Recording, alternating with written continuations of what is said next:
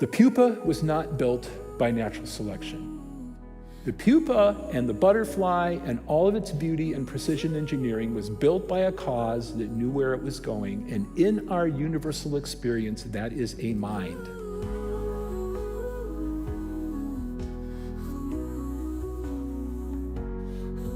Texas.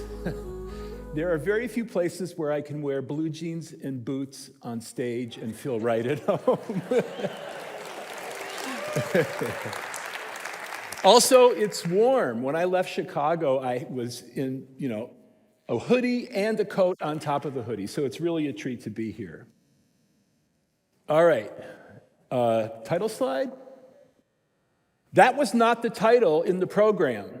I looked at the title in the program and I said, we need to juice this up a little bit because butterflies are incredible.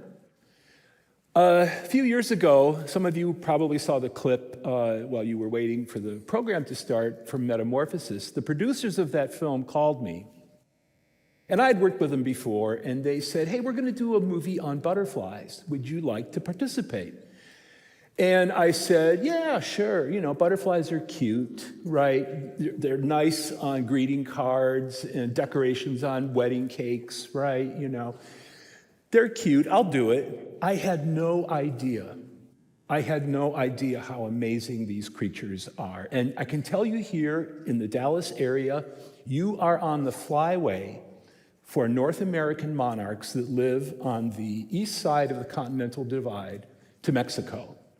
No butterfly in the world makes that long trek down to central Mexico to spend the winter. And they come right through here. So if you have a little patch in your garden where there's nothing otherwise, going to be there, get a butterfly plant kit. And in particular for monarchs, which we're going to talk about, make sure it has milkweed seeds. They need milkweed. It's the only thing that caterpillars eat. And those North American monarchs on their way to Mexico come right through here.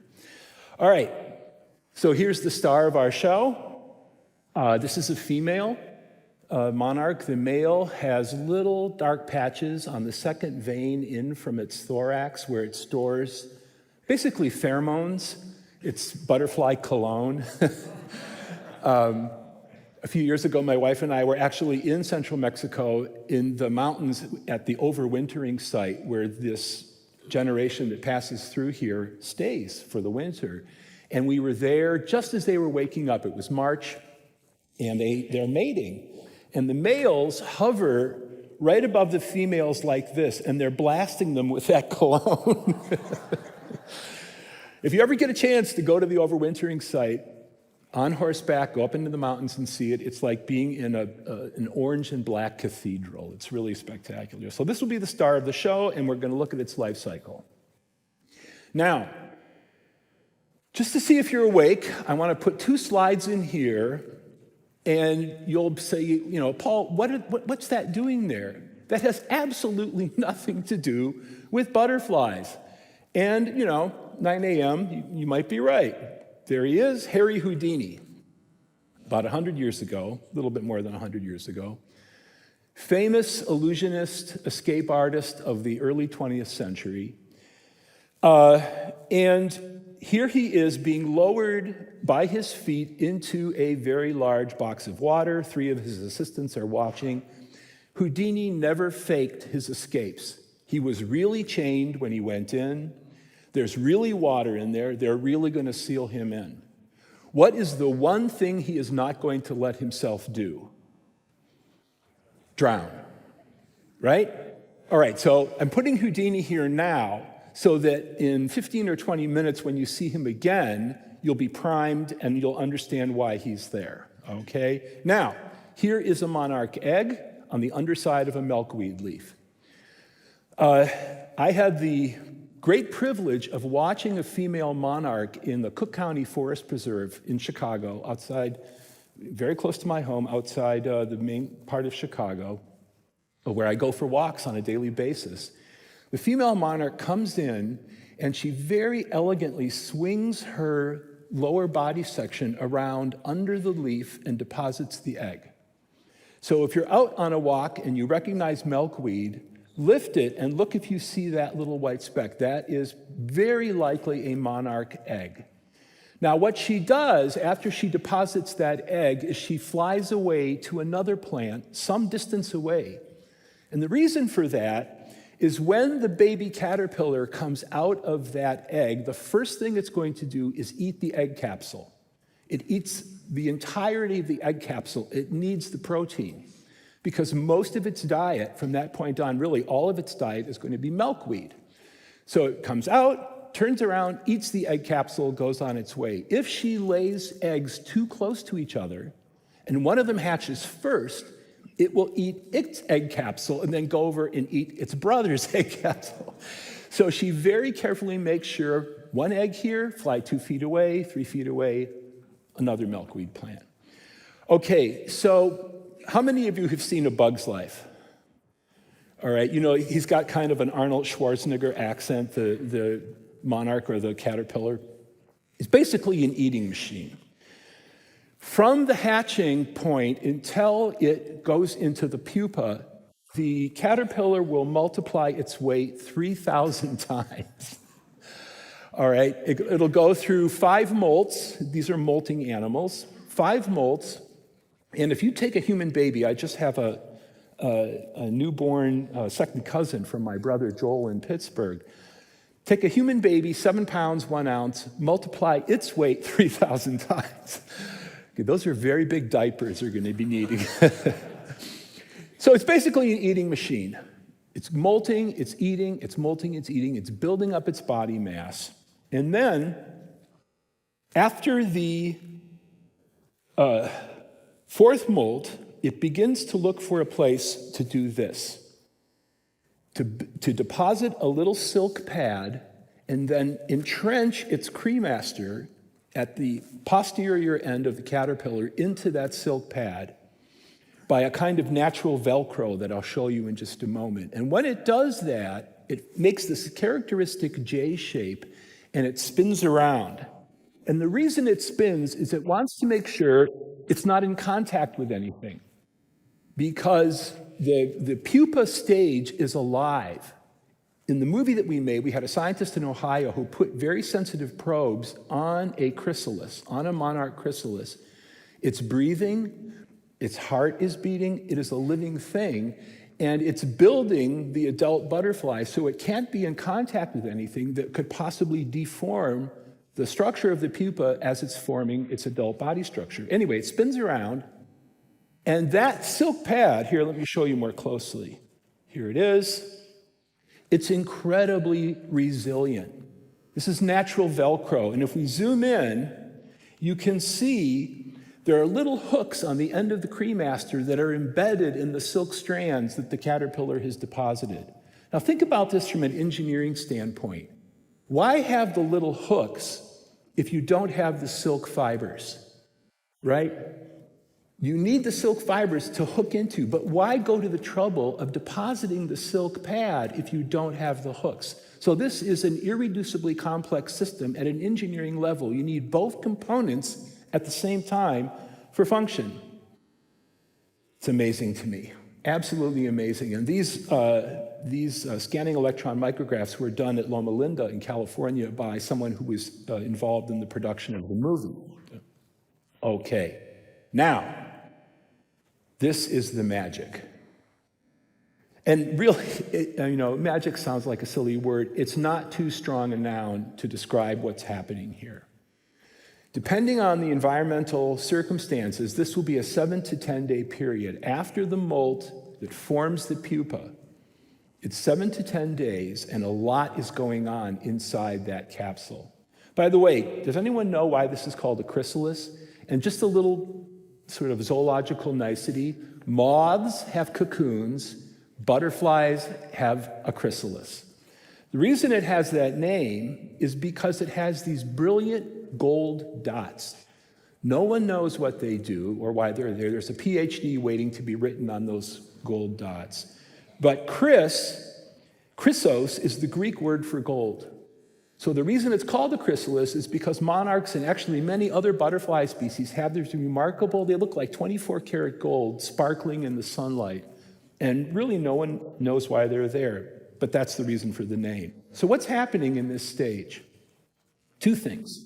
Well, more than two, but two that are particularly important. First of all, most of the larval tissue, most of the caterpillar is eating itself up by very carefully regulated processes of cell death.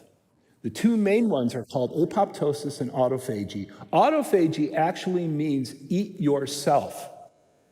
So I'll show you here on this slide from a very interesting paper from two Italian researchers on this. In the top, you have phagocytosis, where some other cell is eating you, right? But these are all cell death mechanisms. In the middle, it's necrosis, the cell just dies. In the bottom, autophagy, the cell eats itself and turns its materials back into nutrients that other cells can use. It's just amazing. So when we were making this film in Florida, we were at a big butterfly research center, and a Monarch chrysalis broke open on a desktop. I'm much too sentimental. I would find it very hard to take a scalpel and cut open a living chrysalis. I just want that butterfly to have half a chance to form naturally. But by accident, one of them broke open, and the contents leaked out onto the desktop, and it looks like clear gelatin. You really can't make out any, clear anatomical structure, even though when you put it in an MRI, you can see that there are structures there, although to your naked eye, it's hard to see what's there. So what's happening in this magic stage is the caterpillar is basically eating itself, turning the materials, the mass of the caterpillar, into raw materials for what will become a very different kind of living thing. And from very small cell populations in the caterpillar called imaginal discs, it will build the legs, the wings, the genitals, the mouth parts, all the structures that are present in a flying insect that you would not see in a caterpillar. It's constructing them. So here now we are coming towards the end of the story. The outside of the pupa begins to thin, and you can make out the adult butterfly beneath, and then it has its sixth and final molt. It comes out of the pupa capsule.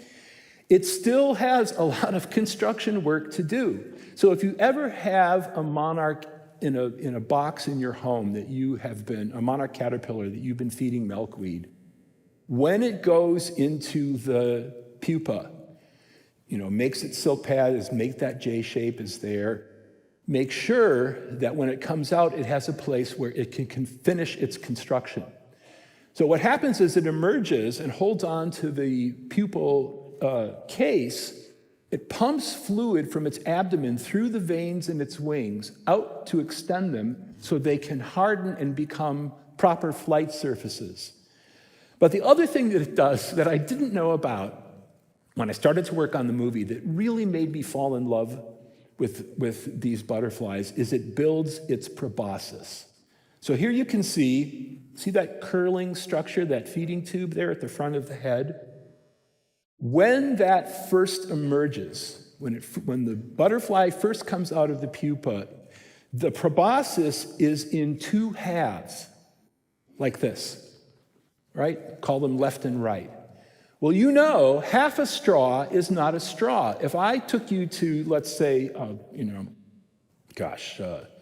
In-N-Out Burger, and you had a drink, and I took a razor and I slit your straw down the length, you'd say, well, Paul, there's no way, I can't get any fluid out of my cup. I can't drink my Coke with that. Half a straw is not a straw.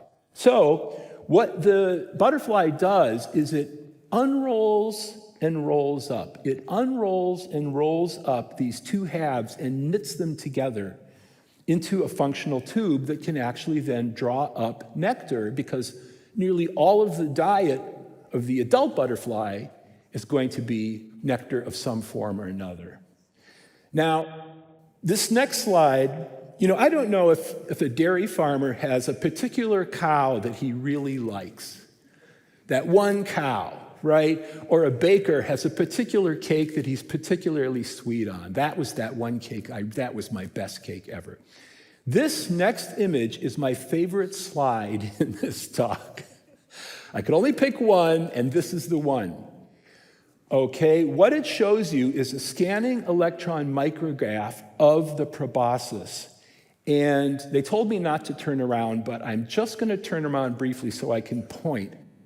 Look at the bottom image. All right, that's 50 microns scale. That's about the width of 5 or 6 cells.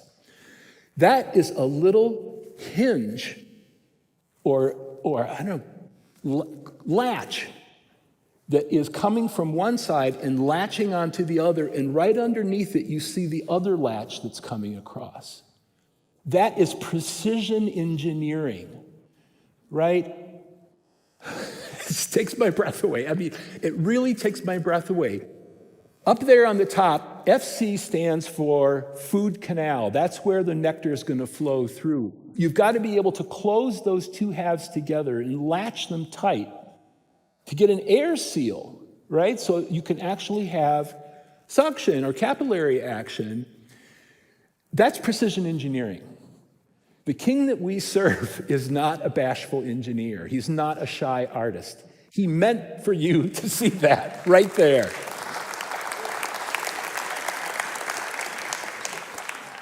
All right, I'm on schedule, praise God.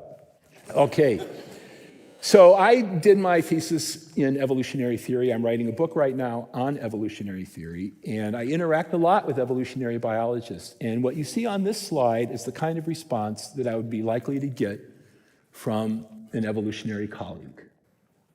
Give me enough time, give me enough mutations, and natural selection can build what you just saw. That's the response that you would get if you went here to UT Dallas or down to Austin and just grabbed an evolutionary biologist at random, and they'll say something very much like this. It's a question of time and variation. Well, this is where you need to be a better evolutionary biologist than they are.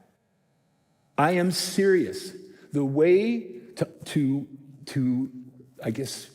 understand and challenge evolutionary theory is to know it better than the people who practice it. Natural selection is not a magic wand. You can't just wave it around and say, bing, there's a butterfly proboscis. Natural selection as a theory of change has evidential demands that have to be satisfied. If you're going to invoke natural selection, you have to provide the evidence that the theory requires. And it has 3 necessary conditions, right? They're like 3 legs of a stool. You have to have them in order to say that natural selection was operating. Here they are. You've got to have variation. Just look around this room. There is a lot of variation in the species Homo sapiens.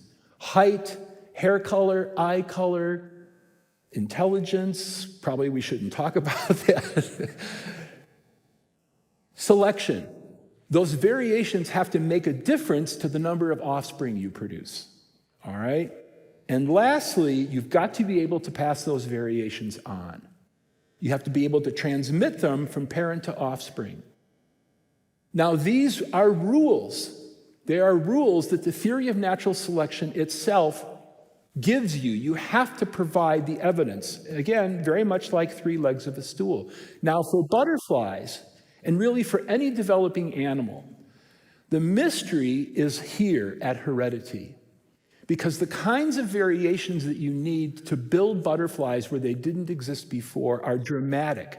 They're not small-scale changes. These are dramatic changes. And organisms that undergo development do not like dramatic changes. There is no parent in this room, and I have a couple of daughters, both in their early 30s, and I now have a granddaughter named Mars, like the planet. She's the god of war. Let me tell you, the girl is the god of war. Of course, I love her madly. There's no parent in this room who wants to be sitting in a birth suite and hear the doctor go, your child has a macromutation. We know what the consequences of those kinds of changes are. We're a developing system, 9 months from fertilized egg to 8-pound baby, right? And then another 16 years to reproductive capability. Macromutations destroy developing systems. So the problem with heredity is the kinds of changes you would need to build a butterfly, whatever its precursor was, that species is not going to like the scale of change. Without successful reproduction, that necessary condition for natural selection, it can't operate. It can't. No selection, no evolution, at least not by the process of natural selection. Now, here's a metaphor that Ann Gager and I, one of my Discovery colleagues, came up with a few years ago to help people understand this when we were in the movie Metamorphosis. Any developing animal is crossing what you can call a vanishing bridge. This would be right at home in an Indiana Jones movie. As long as you keep walking on the vanishing bridge, you can get to the other side. If you stop or you look over the side, the bridge vanishes and down you go into the chasm, okay? So let's put the pupa here, because there's a lot more to happen before the butterfly is reproductively capable. And the reproductively capable adult butterfly is on the far side of the chasm. Now, remember those three necessary conditions of natural selection, one of which is heredity. That's what happens when you don't keep moving, right? No one can stop at 5 months of development and stay there. If you are, a really early preemie, they're going to get you out and take care of you and try to get you all the way through what would otherwise be a normal 9 months. You can't stop development and be normal, all right? Where's reproductive capability? It's over here on the far side of the bridge. So heredity itself, one of the necessary conditions of natural selection, is way over there. And so selection cannot build you that bridge until it's already in place. And this paradox has never been solved by evolutionary theory. I work on this professionally. In fact, for this talk, I did my homework. I thought, well, it's 2025. We made that movie about, 12 years ago. I better go check to see what's been published more recently. I've got the paper. I'll bring it out to the speaker's table if anybody's interested. There was a major journal piece where they had 12 or 13 different authors working on this problem with respect to metamorphosis, and none of them could agree with each other. And the editors actually apologized in their opening article. They apologized to textbook writers. They said, we're sorry, but no one knows how this happened, and we can't tell you how it happened, so you're just going to have to wait for the answer.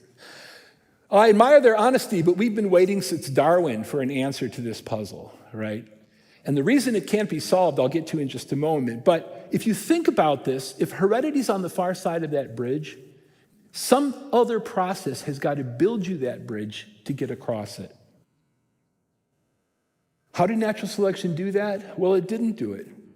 Because, again, you can't hold the theory responsible for how its practitioners use it. If you take the theory seriously, and you're a good and thorough and rigorous evolutionary biologist, you realize, I can't get over there by selection because heredity's on the far side.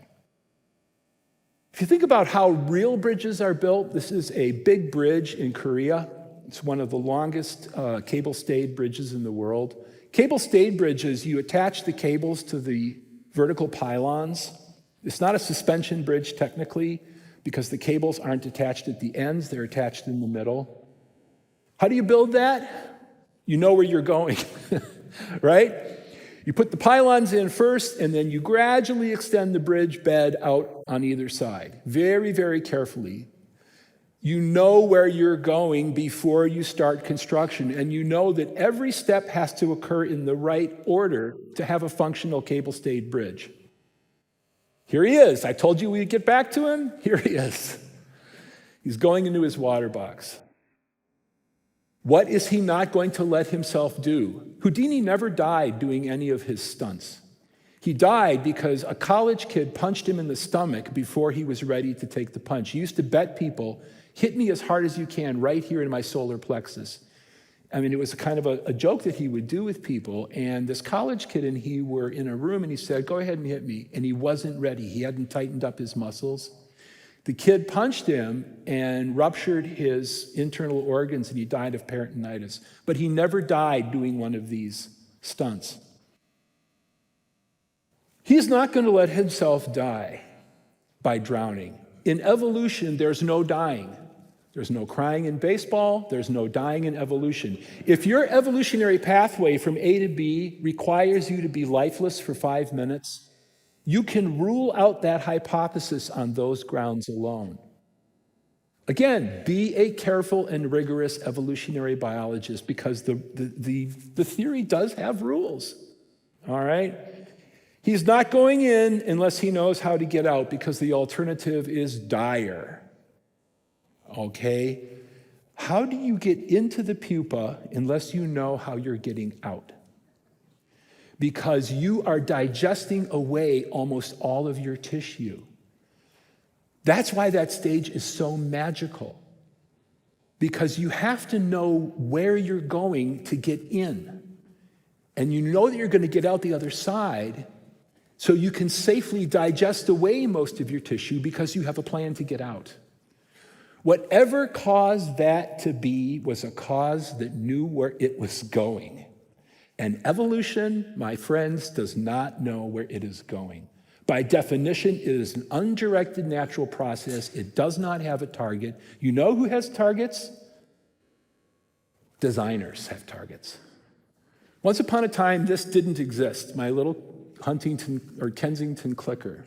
And someone said, wouldn't it be great if people like Paul Nelson could have a little device that they held in their hand with a laser and, buttons to advance their slides and so forth, and a power supply. What do we need to bring together to make this real? So you visualize mentally the target state, and then you actualize it by bringing together everything you need to achieve that target state. The pupa was not built by natural selection. The pupa and the butterfly and all of its beauty and precision engineering was built by a cause that knew where it was going. And in our universal experience, that is a mind. That is an intelligence. And you'll notice over the last, praise God, I'm going to finish on time. Over the last 25 minutes, I haven't said a word about the Bible, even though I love the Bible. I haven't said a word about God except a little bit at the beginning about the king that we serve. This is evidence. This is science. This is data calling for the best possible explanation. And I could give this same talk, if they would let me, at an evolutionary theory meeting, and I would only have to leave out a couple of jokes about God as an engineer. He didn't hide his handiwork. He's not shy. He wants you to know. You know how bridges are built. That's how this is built, by a cause with foresight. And universally in our experience, that comes from a mind. And the mind that built monarchs was not in this room, right? The job description looks a lot like the God of Abraham, Isaac, and Jacob. Thank you very much.